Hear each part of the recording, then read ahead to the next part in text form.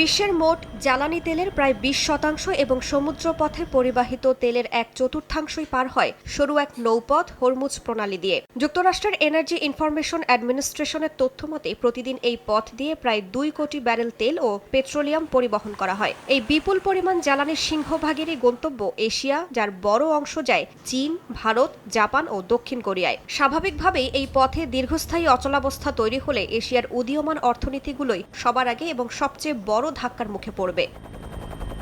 বাজার বিষয়ক newsletter the কোবেসি লেটারের একটি ভাইরাল চার্ট এখন বিশ্বজুড়ে আতঙ্কের কারণ। সেখানে সতর্ক করা হয়েছে, হরমুজ প্রণালী পুরোপুরি বন্ধ হওয়া মানে বিশ্ববাজার থেকে এক ধাক্কায় ২ কোটি ব্যারেল তেল গায়েব হয়ে যাওয়া। তুলনা করলে দেখা যায় ১৯৭৩ সালের আরব যুদ্ধের সময় সংকট ছিল মাত্র ৪০ থেকে ৫৫ লাখ ব্যারেলের। এমনকি ইরান ইরাক যুদ্ধের সময়ও এই ঘাটতি ৬০ লাখ ব্যারেলের বেশি হয়নি। অর্থাৎ বর্তমান সম্ভাব্য এই সংকট অতীতের যে কোনো ধাক্কার চেয়ে অন্তত ৪ গুণ বেশি শক্তিশালী হতে পারে।